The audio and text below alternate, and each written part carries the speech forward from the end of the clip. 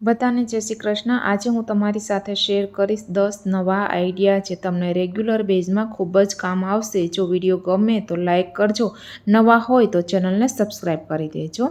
Normally આપણે આદુને છાલ ઉખેડતા હોય ને તો આ રીતે પિલરથી ઉખેડતા હોય, જેથી કરી અને જાડી છાલ આવી જતી હોય અને અડધું આદું એમ જ આપણું નીકળી જતું હોય છે। તો આ ગરણીની પાછળની જે સાઈડ છે ને એ ગરણીમાં કરો કે આ રીતની કોઈ પણ જે જાળી હોય એમાં જે તમે યુઝ ના કરી હોય એમાં તમે કરી શકો છો। એની ધારથી તમારું જે આદું છે ને એકદમ ખમણાઈ જશે, મીન્સ કે એની છાલ એકદમ સરસ રીતે નીકળી જશે અને જે આદુની સ્કિન છે ને એ જ નીકળશે, અંદરની આદુનું જે પણ ખાવાલાયક પાર્ટ છે ને એ નહીં નીકળે। તમે જોઈ શકો છો ઇઝીલી આ સ્કિન છે રિમૂવ થાય છે અને ગરણીથી પણ તમે કરી શકો છો। તેવી જ રીતે વોટર બોટલને આપણે આ રીતે વેસ્ટ ટૂથબ્રશથી ક્લીન કરીએ તો અમુક જગ્યાએ જો ટૂથપેસ્ટની જેટલી લંબાઈ હોય ને ત્યાં સુધી જ ક્લીન થઈ શકે છે, બાકીનો પાર્ટ એમને એમ રહે છે। એટલે તમારે પાછળ કંઈક ભરાવવું પડે, એના માટે આપણે આ રીતે તાવીથાને આ રીતે છે એ લગાવી દઈશું, જેના માટે બસ કશું કરવાનું નથી। રબર બેન્ડ લઈ લેવાની છે અને એમાં ટૂથબ્રશને એડ કરી દેવાનું છે, જે એન્ડનો પાર્ટ છે એ, અને આવી રીતે કંઈ ટૂલ્સ બની અને રેડી થઈ જશે ને પછી તમારે ગમે એવડી લાંબી વોટર બોટલ હોય ને તો પણ ઇઝીલી એ ક્લીન થઈ જશે। આપણે જો રોજબરોજ કોઈક ને કોઈક જુગાડ ના અપનાવીએ તો આપણું કામ બહુ વધી જતું હોય છે, મહેનત પણ વધારે લાગતી હોય, તો આવા હેક અપનાવીએ તો બહુ બધું કામ આપણું આસાન થઈ જતું હોય છે। આવી રીતે આપણે સ્લિંગ બેગને છે ને શોલ્ડર બેગને આ રીતે આપણે યુઝ કરતા હોઈએ છીએ, પણ એ જે શોલ્ડર બેગનો આપણે વેસ્ટ બેગ તરીકે યુઝ કરવો હોય ને તો વિડીયામાં દેખાય ને એ પ્રમાણે તમારે એને કંઈક ફોલ્ડ કરી અને પછી તમારે as a waist belt use કરી શકો છો। ક્યારેક શું થાય કે આપણે હાથમાં કંઈક વસ્તુ લેવી હોય અને આપણે પર્સ સંભાળી શકતા ના હોય, કાં સિક્યોરિટી માટે પણ આપણે શોલ્ડર કરતાં આ રીતે વેસ્ટ બેગને યુઝ કરીએ ને તો બહુ બધું છે એ કામ આપણું આસાન થઈ જતું હોય છે ને ચોરી થવાનો પણ કોઈ પેલો ચાન્સ રહેતો નથી। તો આ રીતે તમે કોઈ પણ બેગને વેસ્ટ બેગ તરીકે આ રીતે ફોલ્ડ કરી અને ઉપયોગ કરી શકો છો। તેવી જ રીતે ક્યારેક એવા ટી શર્ટ હોય ને બહુ આપણને ટાઈટ થઈ જતા હોય છે, તમે જોઈ શકો છો। તો ટાઈટ ટી શર્ટને આપણે લૂઝ કેવી રીતે કરવા ને એ માટેનો સરસ મજાનો હેક આપણે જોઈએ। અહીંયા સરસ રીતે આપણે પાથરી દેવાનું છે ટી શર્ટને, પછી આ રીતે માર્કિંગ કરી લેવાનું છે। માર્કિંગ જ્યાં સુધી કર્યું છે ને એ માર્કિંગથી આપણે સીઝરથી એને કટ કરી દેવાનું છે અને જે ઉપરનું જે નેક છે ને એનાથી નીચે થોડોક ભાગ રહેવા દેવાનો છે અને નીચેથી તમારે અહીંયા કાટ કરવાનું છે, થોડો ભાગ એમાં રહેવા દેવાનો છે। પછી કોઈ પણ સરસ મજાનું કપડું નેટનું હોય, એમ્બ્રોડરીનું હોય, કોઈ પણ સરસ મજાનું કપડું તમારે જે લગાવવું હોય યા મેચિંગ કોઈ પણ બ્લુ કલરનું પ્રિન્ટ કપડું હોય ને તો પણ લગાવી શકો છો। આ હું જસ્ટ એક આઈડિયા આપું છું। આ મારું એક ડિસ્કાર્ટેડ જે છે ને એ ટી શર્ટ છે એમાં હું તમને કરીને બતાવું છું। અને અહીંયા જુઓ તે જે પણ મેં ભાગ રાખ્યો છે ને એને પણ આપણે માર્કિંગ કરીને કટ કરી લેશું, બંને બાજુ સીવી પણ લેશું। અને તમારે જો આ જે કપડું લગાવ્યું ને એ ભાગ ઉપર રાખવો હોય તો ઉપર રાખી શકો છો અને નીચે લગાવવો હોય ને તો નીચે ભાગે રાખી શકો છો। અને આ રીતે તમારું જે ટાઈટ ટી શર્ટ છે ને એકદમ ઢીલું થઈ જશે। વધારે ઢીલું તમારે ટી શર્ટ કરવું હોય ને તો એ પ્રમાણે તમારે વધારે કપડું છે ને એ પાછળ એડ કરવાનું છે। તેવી જ રીતે આપણે નોર્મલી ક્યારેક આપણે સમજાતું નથી કેવી હેરસ્ટાઈલ કરવી, ક્યારેક નવરાત્રિમાં પણ આ એક અલગ મજાની હેરસ્ટાઈલ તમે ટ્રાય કરી શકો છો। આ રીતે કર્યા પછી આ એક કે બે આવી લટો લઈ બેવડીવાળી અને આ રીતે તો હેરસ્ટાઈલ આપણે કરતા જ હોઈએ છીએ જનરલી।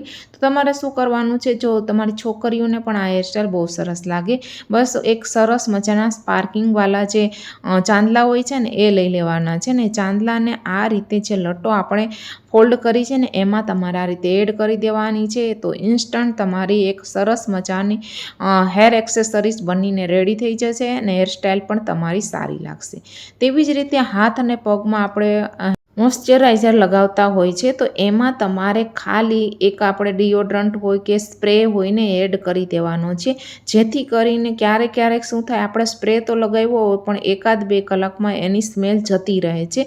તો તમે જ્યારે મોઇશ્ચરાઇઝર હાથમાં લગાવો, બોડી લોશન લગાવો ને એમાં તમે આ સ્પ્રેને એડ કરી દો ને તો એક તો તમારા હાથ એકદમ સ્મૂથ થઈ જશે અને ઉપરથી તમારા હાથોમાંથી પરફ્યુમની સુગંધ સાંજ સુધી આવ્યા કરશે, કેમ કે એ બોડી લોશન સાથે સ્પ્રે મિક્સ થઈ જશે ને એટલે એ ઉડી નહીં જાય.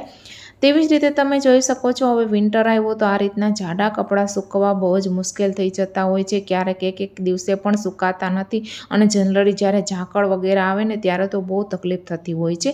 તો જનરલી આપણે આ હુડી હોય કે સ્વેટર હોય કે જેકેટ હોય એને આ રીતે સૂકવતા હોય છે, જેથી કરીને શું થાય કે એ સુકાતા નથી, ક્યારેક હુડીથી રહી જાય, ક્યારેક ખિસ્સાથી રહી જાય કે ક્યારેક હાથના જે બેલ્ટ હોય ને ત્યાંથી ભીના રહી જતા હોય છે. તો તમારે આ રીતે એક પાર્ટ લઈ અને આ રીતે મેં 3 ચીપટા લગાવી દીધા છે. એક પાર્ટને આ રીતે 3 ચીપટા લગાવી દેવાના છે અને બીજો પાર્ટને આ રીતે ખુલ્લો રાખી દેવાનો છે અને જે રીતે વિડીયોમાં દેખાય એ રીતે આખું આ રીતે જે હુડી છે એને તમારે સૂકવવાનું છે, જેથી અંદરથી હવા જતી રહેશે અને હવાને કારણે અંદરના બધા જ જે કપડું છે ને અંદરનું બધું જ સુકાઈ જશે. તેવી જ રીતે આપણે એક સરસ મજાનું ક્યારેક શું થાય કે એકનો એક દુપટ્ટો એકની એક સ્ટાઇલમાં નાખી અને થાકી ગયા હોય છે ને ક્યારેક આપણને નવી સ્ટાઇલ પણ અજમાવી હોય તો આ રીતે જે આપણે દુપટ્ટો ફોલ્ડ કરી દેવાનો છે. જ્યાં ફોલ્ડ કર્યો હોય ને એ સેન્ટરથી બીજા જે ફોલ્ડિંગના 2 પાર્ટ હોય ને એને આ રીતે લઈ લેવાના છે મિડલમાં, એટલે બંને પાર્ટ આ રીતે કંઈક દેખાશે. પછી આપણે આને સેફ્ટી પિનથી સિક્યોર કરી લેવાના છે. સેફ્ટી પિનથી સિક્યોર કર્યા પછી આ રીતે જે 2 જે સ્લીવના પાર્ટ છે ને બની જશે, એમાં આપણે હાથ નાખી અને આ રીતે તમારું એક સરસ મજાનું જે છે ને સ્ટાઇલ બની જશે. આગળ ને પાછળ તમે જોઈ શકો છો. આગળ તમારે ખુલ્લું રાખવું હોય તો ખુલ્લું રાખી શકો, બાકી તમારે સેફ્ટી પિન ભરાઈ તો સેફ્ટી પિન ભરાઈ શકો. નવરાત્રિમાં પણ બહુ સારું લાગે, નાની છોકરીઓને પણ સારું લાગે અને વધારે જો ખોલો તમારે હાથમાં ના રાખવો હોય તો એ વધારે તમે જે છે અંદરથી સેફ્ટી પિન ભરાઈ શકો છો. તેવી જ રીતે તમે જોઈ શકો છો, આપણે જો સૂજી એટલે કે રવો વધારે લઈ લઈએ ને તો ક્યારેક એમાં મોઇશ્ચર હોય, મોઇશ્ચરને કારણે શું થાય કે એમાં ઈયળો થઈ જતી હોય, ક્યાં ધનેડા વગેરે થઈ જતા હોય છે. તો તમારે જ્યારે પણ વધારે સૂજી લઈ આવો યા સૂજીને તમારે વધારે ટાઈમ સુધી સ્ટોર કરવું હોય તો તમારે શું કરવાનું છે, એક તો આ રીતે ડ્રાય રોસ્ટ કરી લેવાનું છે, આમાં કશું જ નાખવાનું નથી. 2-3 મિનિટ તમે આ રીતે ધીમા તાપે હલાવશો ને એટલે બધો મોઇશ્ચર ઉડી જશે ને પછી તમે એને ભરી અને ફ્રીજમાં રાખી શકો છો. હવે જેને સૂજીનો કે પછી આપણે સત્યનારાયણ કથામાં જે આપણે હલવો બનાવીએ ને, શીરો બનાવીએ ને, ક્યારેક સારો બનતો નથી અમુક વ્યક્તિઓથી. તો 4-5 જે છે એ મેથડ યાદ રાખો. એક તો ધીમા તાપે અને વધારે ઘી નાખી અને એને શેકવાનો છે અને જેટલો રવો લીધો હોય એના 3 ગણું પાણી નાખવાનું છે અને જેટલો રવો લીધો હોય ને એટલુંથી થોડીક ઓછી ખાંડ નાખવાની છે. અને કોઈક વારને શું થાય કે શીરો બનાવીને તો ગઠ્ઠા રહી જતા હોય છે, તેમાં શું થાય કે પાણી ઓછું થયું હોય અને કોઈકને ચીકણો રહી જતા હોય. તો ચીકણો રહી જાય ને તો સરસ રીતે તમે એને શેકો ના હોય તો બ્રાઉન પણ ના થાય અને આપણો શીરો ચીકણો પણ ના રહે અને ગઠ્ઠા પણ ના થાય ને, એટલા માટે તમે આ બધી ટિપ્સ અપનાવો ને તો સરસ મજાનો જે સત્યનારાયણની કથામાં આપણે શીરો ખાઈએ એવો જ બને છે. અને જો તમારે લાંબો સમય ના યુઝ કરવો હોય તો તમે આમાં દૂધ પણ નાખી શકો છો અને પછી આ રીતે થોડોક આખો આપણે જાડો થાય, કન્સિસ્ટન્સી જાડી થઈ જાય ને ત્યાં સુધી રાખવાનો નથી.